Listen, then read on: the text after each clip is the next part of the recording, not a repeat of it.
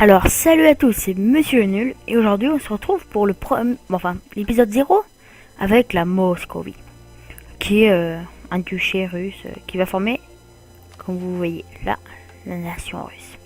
On est sur EU4. On est sur EU4, voilà. Donc, cet épisode il va servir de pilote et d'explication rapide, parce que après j'ai joué beaucoup de stratégie, et dans cet épisode on va presque pas avancer. Je vais parler des bases. Alors là, il y a notre argent. Plus c'est dire qu'on en gagne, moins c'est dire qu'on en perd. Là, il y a notre réserve militaire, le nombre d'hommes qui nous reste hors de nos armées. Là, nos marins, qui est pareil, mais pour... en gros, c'est le nombre d'hommes à la maison, quoi. Et ça, c'est pareil, mais c'est pour les marines. La stabilité. La stabilité, c'est ça. Ça donne des bonus quand on a et des malus quand on n'a pas. Hein. Voilà. Après, t'as la corruption. Faut en avoir le moins possible. Ça donne de très gros malus et ça coûte cher de lutter contre. Après, il y a le prestige, qui donne des bonus, diverses choses. Légitimité. La légitimité, en gros, c'est notre droit de régner. Plus on a une légitimité élevée, plus on est dans le droit de régner, en gros. En gros, c'est ça. Et la démonstration de force, qui veut dire si tu es très fort ou si t'es qu'un faible. Voilà, par rapport aux yeux de tes voisins. Voilà, déjà, j'ai fait tout ça. Là, c'est notre pays. Ouais. Wesh, canne à pêche. Ah, c'est Mathis, hein. Je tiens quand même juste à lui signaler qu'on est en vidéo. Donc voilà. Donc, là c'est le drapeau de notre pays, comme vous verrez. Quand on clique, on tombe sur l'interface du pays, on peut décider plein de choses. Je vous montrerai ça après. Là, c'est l'interface de production. Là, c'est pour produire des unités, des bateaux, pour légitimer, je vous expliquerai ça après. Pour convertir des régions à ta religion. L'autonomie de la province, c'est-à-dire plus une province a d'autonomie, moins elle te donne de thunes. La culture. Là, les bâtiments que tu peux construire. Le niveau de développement des provinces, comment elles sont développées. Les ordres, qui sont les bourgeois, les nobles en gros, le clergé et les cosaques, si on est russe. Et la diplomatie avec les autres voisins. Voilà, bon, ça c'est un onglet. Donc voilà, j'ai fait... Ça, c'est l'onglet des grandes puissances. Comme vous voyez, je suis 7ème sur les 8 grandes puissances de ce monde, qui sont l'empire chinois. Les Timurides qui sont l'empire là, en Perse. On les voit pas, mais c'est là. C'est très gros. Ensuite, y a les Mamelouks, qui vont plus rester, hein, les Ottomans, vous voyez. La Lituanie, qui va être en mariage, en union personnelle, qui est en gros un roi d'un pays règne sur deux. Hein. Le Danemark, qui est justement en union personnelle avec la Suède et la Norvège, donc qui règne sur tous ces pays. Mais en gros, ils sont vassaux du Danemark, comme vous verrez. Voilà. Ensuite, on a l'Ottoman. Bon, vous connaissez tous à peu près l'Ottoman, je pense. Nous, et la Hongrie. Il va plus rester très longtemps non plus. Ça change parce que là, c'est le début, c'est selon des stats, et ces stats changent très rapidement au début là-bas. Donc là, comme vous verrez, on a toutes les notifications. Là, on a les missions. Donc là, je vais conquérir Novgorod. Donc voilà. Là, on a les revendications sur les endroits qu'on veut conquérir. Là, c'est tous les pays qui n'ont pas d'héritier et donc on peut contester, on peut créer une union personnelle. Ça permet d'avoir un plus grand territoire. Donc là, c'est les provinces où on peut construire. Là, c'est l'option court. Je sais, c'est beaucoup de blabla. Hein. Si vous voulez, vous passez directement à l'épisode 1. Mais c'est très important si vous voulez tout comprendre le jeu. Donc là, comme vous voyez, on a les points. Les points administratifs qui permettent de légitimer, de développer les provinces en production, en valeur fiscale plutôt. Les diplomatiques qui me permettent de faire un traité de paix et de développer la production. Et les militaires qui permettent de recruter des généraux et d'améliorer les réserves militaires dans le développement. Voilà. Et donc, maintenant revenons à ça. Là, on a les points. On peut acheter les conseillers qui donnent un boost de points, sauf qu'ils nous coûtent de l'argent. Là, il y a un focus national. Bon, ça, vous verrez dans la partie. Hein. En gros, c'est un point de ça et ça dans ça. D'ailleurs, j'ai enlevé. Voilà. Donc là, c'est le gouvernement. Donc, on a une grande principauté, les cultures acceptées, les modifs nationaux. Bon, vous voyez. Là, c'est la diplomatie. Là, c'est l'économie. Il y a un truc assez important. Alors là, c'est tous nos revenus. Les impôts qui sont à 15% de bénéfices. Un 15% de plus normal. Vous voyez, ils nous donnent 8. La production, tout ce qu'on produit, par exemple, regardez, je crois que j'ai ça là, oui. On produit on produit du blé, du cuivre, du tissu. Ça c'est quoi? Du sel, voilà, bon, on produit plein de matériaux. Ce qui nous permet d'avoir des revenus. Là, il y a l'or, si on a une colonie qui produit de l'or. de mémoire, il y en a une là et une là. Voilà. Puis il y en a plein d'autres hein, dans la carte, vous verrez. Et vous prenez un truc avec de l'or et vous voyez, comme vous voyez, il y en a une là, il y en a une pas loin. Voilà, une là. Bon, vous voyez, moi j'aurais pas mal d'or. Et voilà, bon. Là, il y a l'or. L'or, ça donne un gros bonus, mais ça rajoute de... Bon, vous verrez ça. Les droits de douane, c'est quand on a une colonie, elle te donne des droits de douane. Les subsides, c'est un autre joueur ou une autre faction qui peut te verser de l'argent. Le butin de guerre, c'est du butin de guerre. Les réparations de guerre, c'est un impôt de guerre pour faire arrêter le mec. Et les compagnies, c'est quand tu vends une de tes armées en tant que mercenaire. Ça, c'est tous les revenus. Bon, les conseillers, vous savez, hein, les intérêts, c'est lorsque tu prends un emprunt, t'as les intérêts. Maintenant, vous comprenez le reste, hein. Voilà. Je vous montre avec les... L'inflation.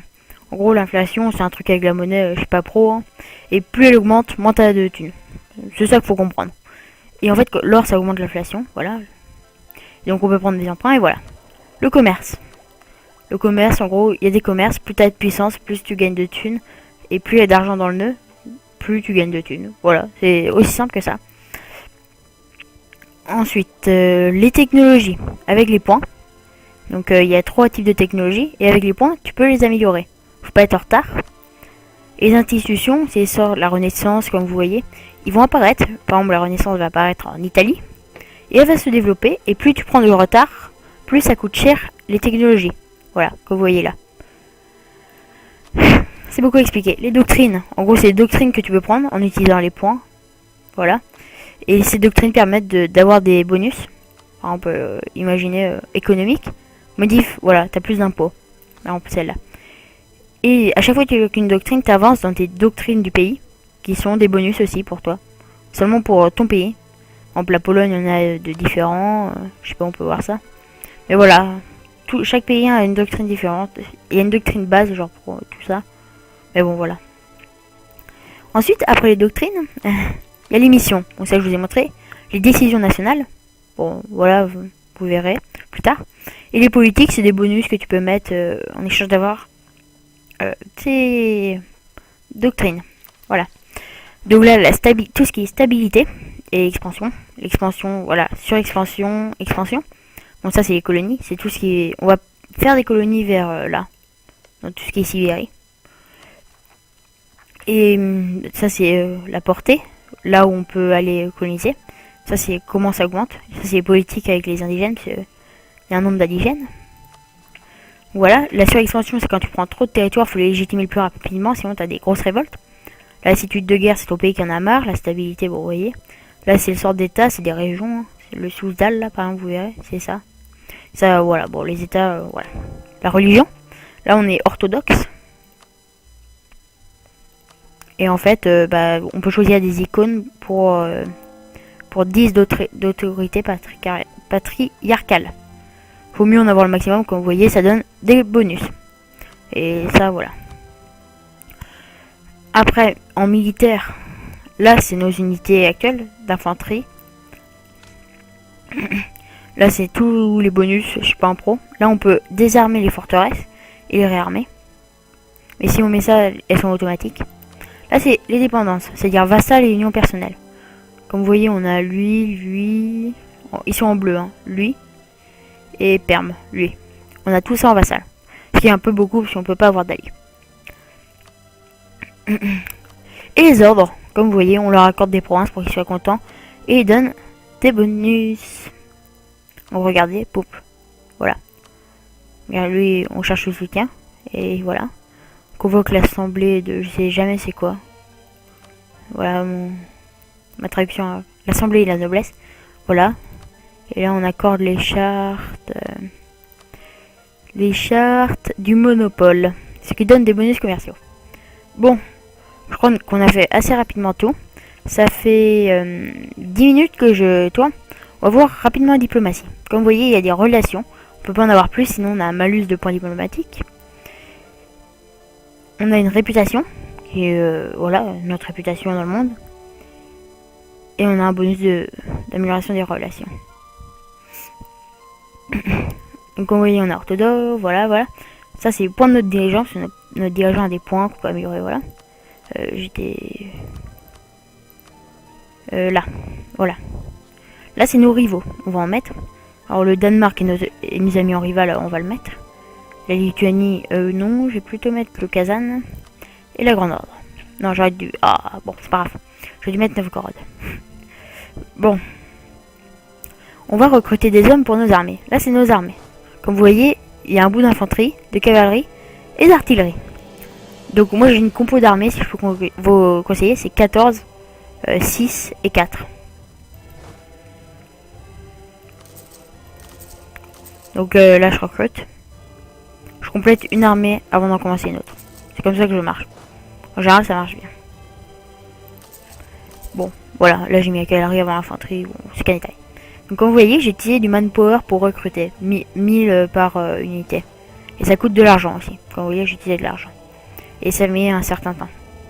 Donc c'est là que les mercenaires sont intéressants, parce qu'on a des mercenaires, on peut recruter rapidement un très grand nombre. Vous voyez, ils mettent 14 jours à apparaître. Ouais. Ça, on verra plus tard. Donc là, c'est nos marchands, le colon, les diplomates et les missionnaires. Donc là, on va un peu augmenter la vitesse du jeu. Il faut que je régène en manpower, on dit. Est-ce que toi, tu peux aller... Ouais, bon, on va attendre un peu d'avoir tout recruté. Bah, de toute façon, voilà, et on a lui aussi, on va ça, je voulais dire. Ils veulent un mariage royal. Le mariage royal, c'est l'union de ta dynastie avec un autre. Donc là, j'attends que toutes mes unités arrivent. Il m'en reste 2, hein, comme vous voyez. Enfin, je crois, je regarde dans le reste du pays. Donc, comme vous voyez, la Moscovie, c'est pas encore super grand. Moscou est là. Hein, c'est... Voilà. Moscou. Et là, c'est Saint-Pétersbourg. Si vous connaissez, la région de toute cette grande Russie. On va pas passer communiste, si c'est une question qu'on me pose en commentaire. Et je vais peut-être faire des lives dessus. Je vais peut-être commencer à faire des lives.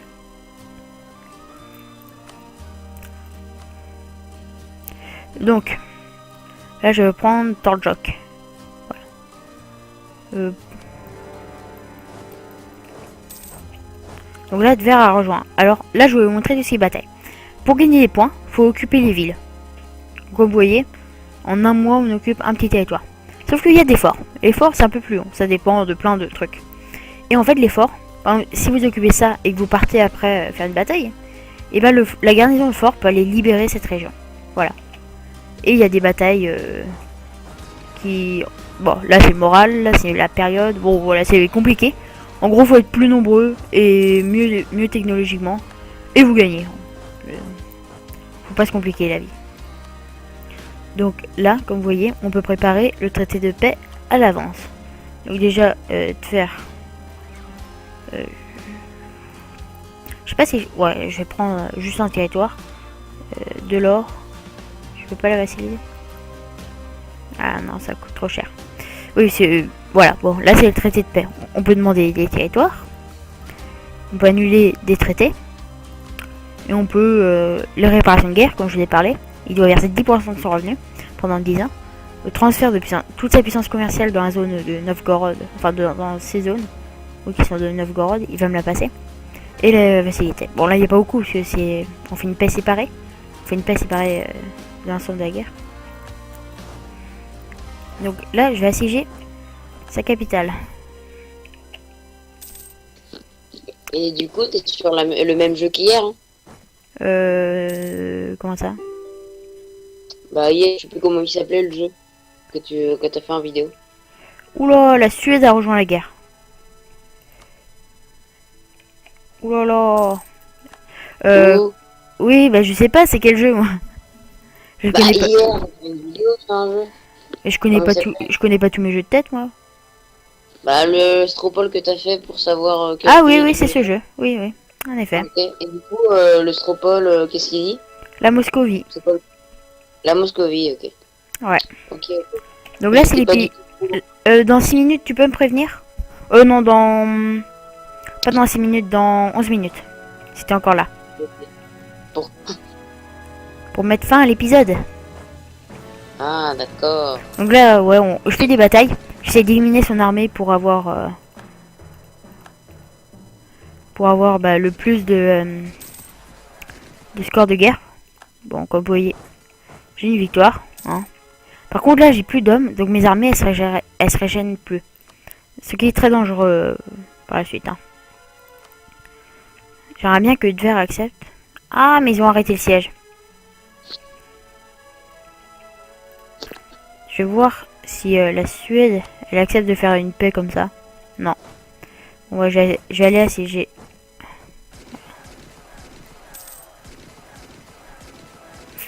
Aïe, c'était limite, c'est grâce à mes vassaux. Bon. Comme vous voyez, c'est dur comme guerre. Attendez.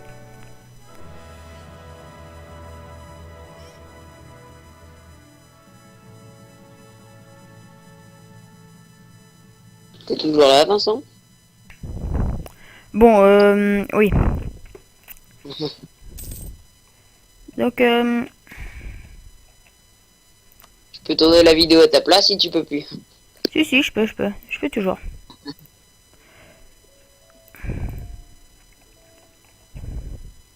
Donc là, le problème.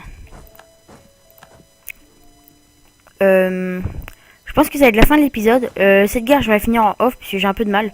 J'ai pas envie de vous montrer quelqu'un qui galère. Donc je vais la finir en off et vous verrez les résultats au prochain épisode. Bye bye tout le monde. Ok, salut.